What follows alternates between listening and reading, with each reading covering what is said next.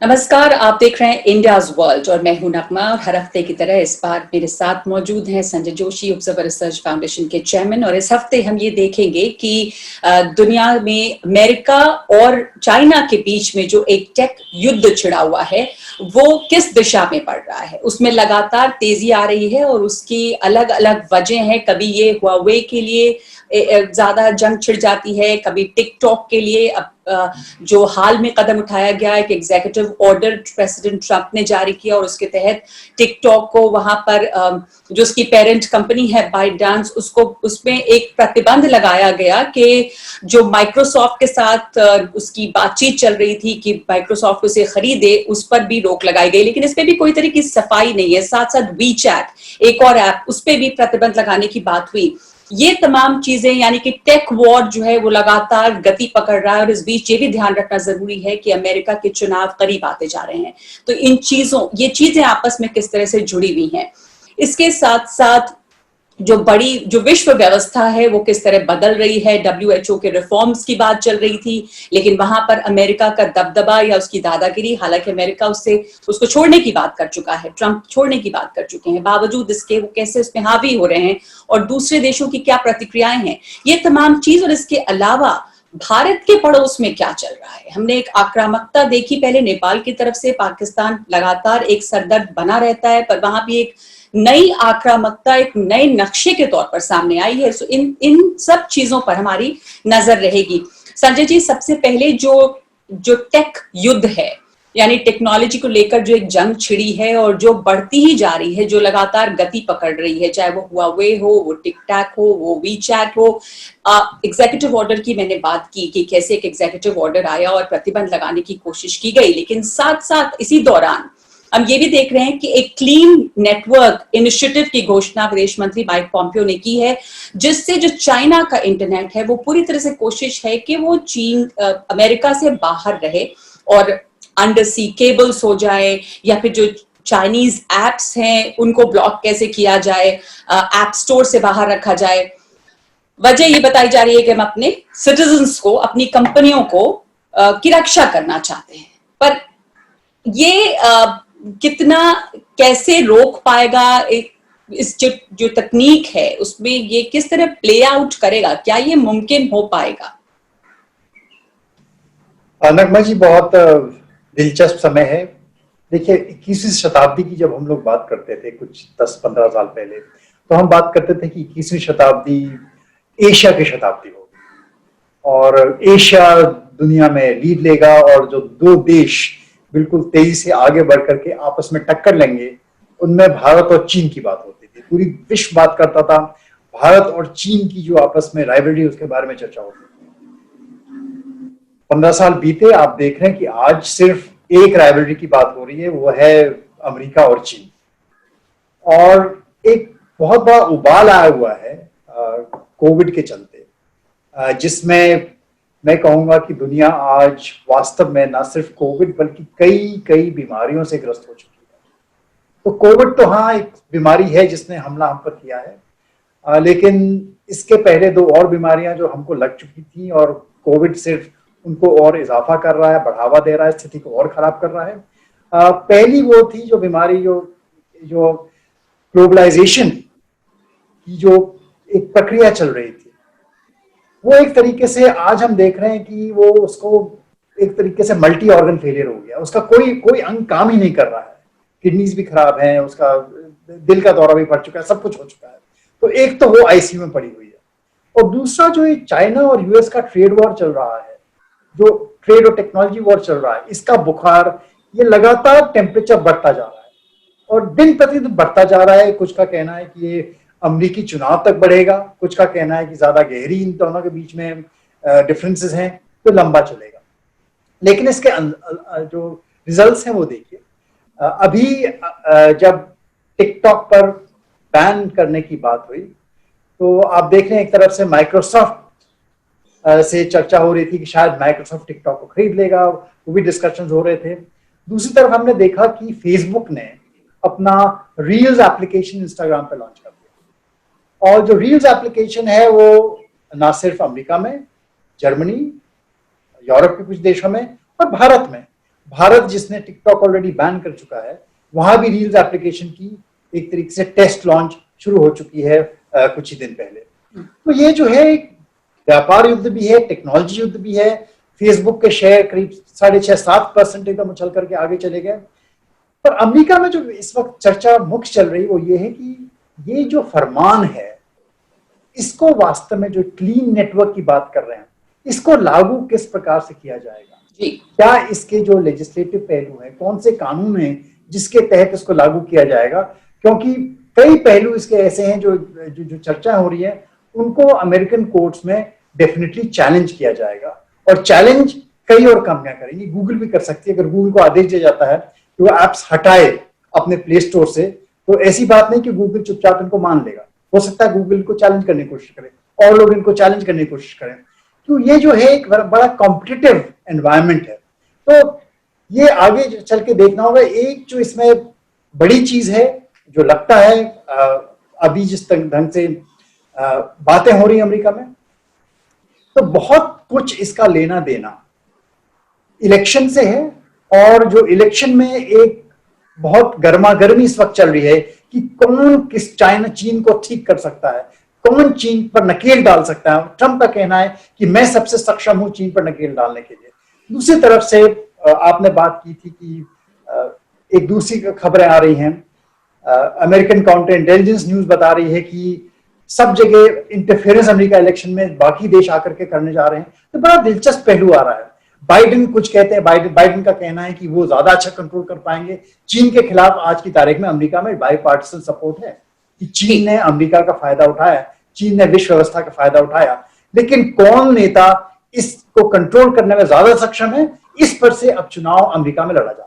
ये इस चुनाव में जो विदेशी हम कह सकते हैं कि जो बाहरी एक्टर्स हैं, वो उनका क्या रोल रहेगा ये देखना बहुत दिलचस्प होगा। रशिया की बात, रूस की बात पहले भी हुई, पिछले इलेक्शन में भी हुई। उसके ऊपर व्हाइट हाउस ने ऑब्जेक्ट भी किया कि ये जो बातें हैं ये इस नतीजे पर नहीं पहुंचना चाहिए या ये गलत है इस पर पहुंचना कि रूस का हस्तक्षेप था। पर अभी जो काउंटर इंटेलिजेंस रिपोर्ट आई है उसमें नेशनल काउंटर इंटेलिजेंस और सिक्योरिटी सेंटर की जो रिपोर्ट है उसमें ये साफ है कि रूस जो है वो ज्यादा बड़ा खतरा है।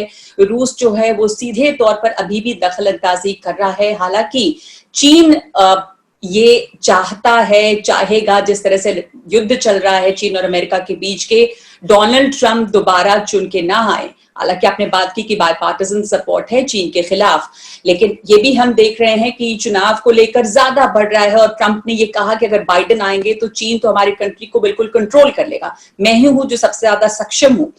लेकिन फिर भी चीन की तरफ से कोई ऐसी रिपोर्ट नहीं है कि चीन बहुत दखल अंदाजी कर रहा है। रूस की दखल अंदाजी, हस्तक्षेप के सीधे सीधे फिर से खबरें आ रही हैं। और इस पर इसमें भी जो डेमोक्रेट्स हैं वो कहते हैं कि रिपोर्ट्स ठीक से खुलकर सामने नहीं आ रही हैं। गवर्नमेंट दूसरी तरह से ऑब्जेक्ट कर रही है। ईरान भी एक फैक्टर आ जाता है इसमें। तो रशिया, चाइना और ईरान अमेरिका के इलेक्शन में क्या असर डाल सकते हैं, या तीनों को की क्या तुलना कैसे करेंगे? तीनों बराबरी नहीं हो सकती। देखिए, अमेरिका का इलेक्शन एक ऐसा इलेक्शन है जिसमें पूरे विश्व का अपना इंटरेस्ट रहता है। हर देश का अपना अपना कोई ना कोई रुख रहता है और हर देश बड़ी नजदीकी क्लोजली देखता है कि वहां पर हो क्या रहा है। तो एक तरीके से हाँ, क्योंकि अमेरिका एक ओपन सोसाइटी, ओपन सिस्टम है, कई मायने में वहां अगर आप देखें कि दूसरे देश कहीं ना कहीं कमेंट्री के द्वारा कुछ ना कुछ कह करके उनका हस्तक्षेप में नहीं कहूंगा, लेकिन इंटरेस्ट उनका बराबर कायम रहता है। यहाँ जो आज बात हो रही है वो हो रही है कि किस तरीके से नए मीडिया का इस्तेमाल करके, और इसका संबंध ये जितनी एप्स हैं जो बैन हो रही हैं, जिनके बारे में बैन करने की बात की जा रही है, चाहे वो टिकटॉक हो, चाहे और वी चैट हो, उनका सीधे संबंध है कि इन एप्स के माध्यम से जो चीनी एजेंसियां हैं वो कौन सा कंटेंट वायरल करेंगी, कौन सा कंटेंट आगे बढ़ाएंगी। अगर वीडियोस आते हैं ट्रम्प की क्रिटिसिज्म करते हुए तो उनको ज्यादा तूल मिलेगा, वो ज्यादा वायरल होंगे। तो इस तरीके से कई प्रकार से इंटरफेयर कर सकते हैं ये वाली एप्स। तो एक जो ऐप युद्ध चल रहा है वो इसलिए भी चल रहा है कि स्पष्ट है कि कहीं ना कहीं जो एक कंट्रोल इन एप्स के माध्यम से, चीनी एप्स के माध्यम से किया जा सकता है, उस पर बंदिश कैसे लगाई जाए। एक तरफ चीन कहते हैं कि चीन ट्रम्प का विरोध करेगा, ईरान भी इंटरफेयर करके उनका ट्रम्प का विरोध करेगा। लेकिन रूस, जो इंटरेस्टिंग पार्ट है, काउंटर इंटेलिजेंस जो रिपोर्ट आई है, वो कहते हैं कि रूस जो है ट्रम्प को जिताएगा। पुतिन लगे हुए हैं कि ट्रम्प अगर फिर वापस आ जाएं तो अमेरिका को और कमजोर करके अमेरिका अगले वर्ष तक और कमजोर हो जाएगा, अगले इलेक्शन तक। तो बड़ी इंटरेस्टिंग है। ट्रम्प सबसे पहले आगे आकर के बोले कि पुतिन तो बिल्कुल नहीं चाहते, रूस बिल्कुल नहीं चाहता कि मैं वापस आऊं, क्योंकि उनका अगर आप देखें पिछले इलेक्शन में सबसे ज्यादा जो एक पॉइंट हुआ था जिस पर उनका इम्पीचमेंट होने तक की नौबत आ गई थी, वो यही था कि उन्होंने रूस की सहायता ली अपना इलेक्शन जीतने। तो ये जो काउंटर इंटेलिजेंस रिपोर्ट्स भी हैं, ये भी एक तरीके से एक फुटबॉल बन गई है। जो अमेरिका की पोलराइज पॉलिटिक्स है उसमें एक फुटबॉल का काम कर रही हैं, और इसका इस्तेमाल करके दोनों पार्टियां एक दूसरे पर गोल दागने की कोशिश कर रही हैं। तो बाइडेन का कहना है कि देखो, हमने बोला था कि ट्रम्प जो है देखो रूस की सहायता लेकर के बार बार इलेक्शन जीतने की इस बार भी कोशिश करेंगे, और रूस का इंटरफेरेंस हमारी पॉलिटी में बहुत ज्यादा है। रूस हमारा वाकई में बहुत बड़ा दुश्मन है, जो स्ट्रेटेजिक दुश्मन है वो रूस है, हमें रूस को कंट्रोल करना है। ट्रम्प के रहते रूस कंट्रोल नहीं हो सकता। तो जो ट्रम्प बाइडेन के बारे में कहते हैं कि वो चीन को कंट्रोल नहीं कर पाएंगे, बाइडेन को कहते हैं कि ट्रम्प रूस को कंट्रोल नहीं कर पाएंगे और रूस पूरा हावी हो जाएगा, जिस तरीके से रूस हावी हो चुका है दुनिया में। तो अमेरिका का जो वर्चस्व है विश्व पर समाप्त हो जाएगा। ये एक पॉलिटिकल प्ले चल रहा है अमेरिकी पॉलिटिक्स का, ये नवंबर तक चलेगा और पूरे जोर पर चलेगा। तो ये तो लेकिन साफ है कि अमेरिका के इलेक्शन में रूस और चीन दोनों बहुत बड़े एक्टर्स हैं इस समय। लेकिन जैसे स्पीकर नैंसी पेलोसी ने कहा कि अगर हम तीनों एक्टर्स को देखें इस समय, चाइना है, रशिया है और ईरान है, तो उनका कैसे आप आकलन करते हैं? उनका कहना था कि ये तीनों की इंटेंट और कैपेबिलिटी भी जो है वो अलग अलग है। काउंटर इंटेलिजेंस रिपोर्ट भी कहती है कि रशिया ज्यादा बड़ा खतरा है, मोर इमीडिएट थ्रेट और ग्रेव, ज्यादा गंभीर है ये खतरा। तो आपका आकलन, अगर हम कम से कम रूस और चीन को देखें, तो चीन से तो सीधे तौर पे युद्ध है, चीन के खिलाफ लगातार ट्रम्प बोल रहे हैं, लेकिन रशिया इसमें एक अलग तरह का एक्टर है। तो ज्यादा इमीडिएट और बहुत गंभीर थ्रेट किसको इस समय ज्यादा माना जाएगा? देखिए, लॉन्ग टर्म में जो सबसे बड़ा थ्रेट अमेरिका पर है वो वास्तव में चीन है, और अमेरिका की दोनों पार्टियां ये चीजें समझती हैं। और ये थ्रेट आज एक जियोपॉलिटिकल थ्रेट है, जो कि भविष्य में विश्व व्यवस्था क्या होगी, विश्व में किसका वर्चस्व रहेगा। और अगर आप चीन का रुख देखें पिछले कुछ वर्षों से, तो चीन ने बड़ी एहतियात के साथ धीरे धीरे रूस का सहारा लेकर के, हमेशा रूस को, देखिए चीन एक बड़ा बहुत शातिर खिलाड़ी है। चीन कभी भी सुरक्षा और सिक्योरिटी के मामले में विश्व व्यवस्था में अपना नाम आगे नहीं करता है, चाहे वो यूनाइटेड नेशंस की सिक्योरिटी काउंसिल में वोटिंग का पैटर्न हो, चाहे वो जब भी वीटो देता है वो अपने बल पर वीटो नहीं देता है, वो रूस के पीछे छुप करके वीटो देता है।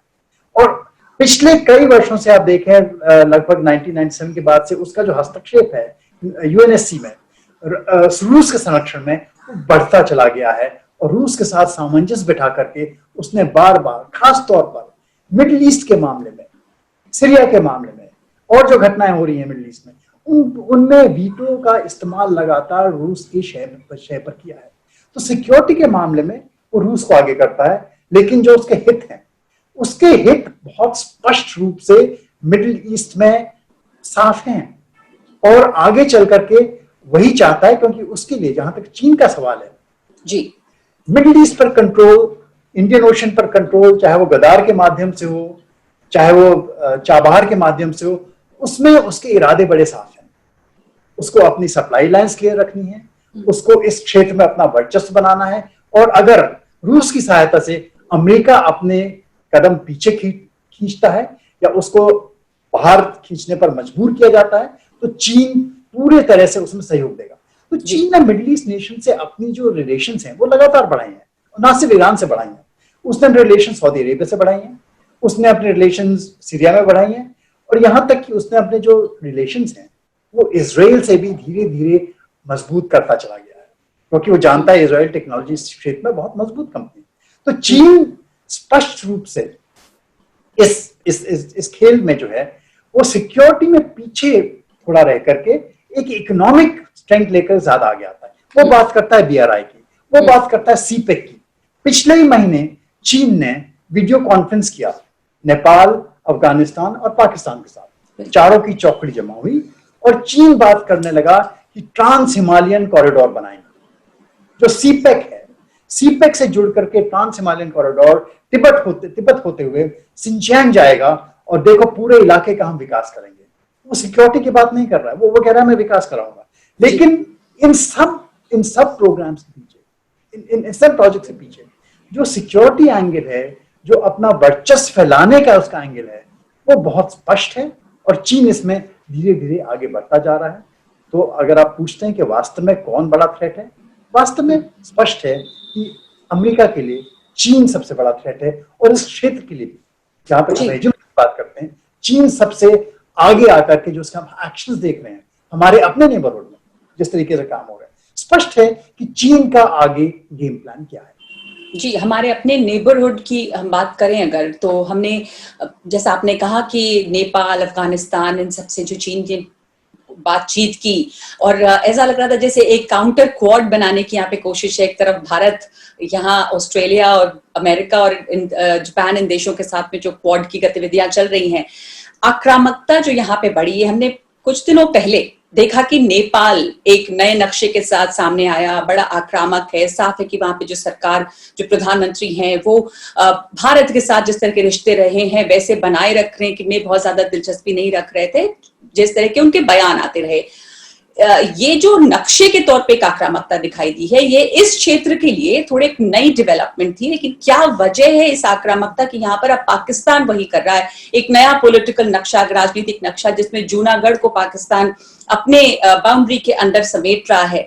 तो पहले नेपाल, अब पाकिस्तान। भारत के लिए जो चुनौतियां हैं वो कई फ्रंट पे हैं। ये गंभीर चुनौतियां हैं क्योंकि आपके चारों तरफ पड़ोसी एक नए मुद्दे हर रोज खड़ा कर रहे हैं। नेपाल के मामले में हमने कहा कि चीन की वजह से हुआ, पाकिस्तान में भी ये जाहिर है।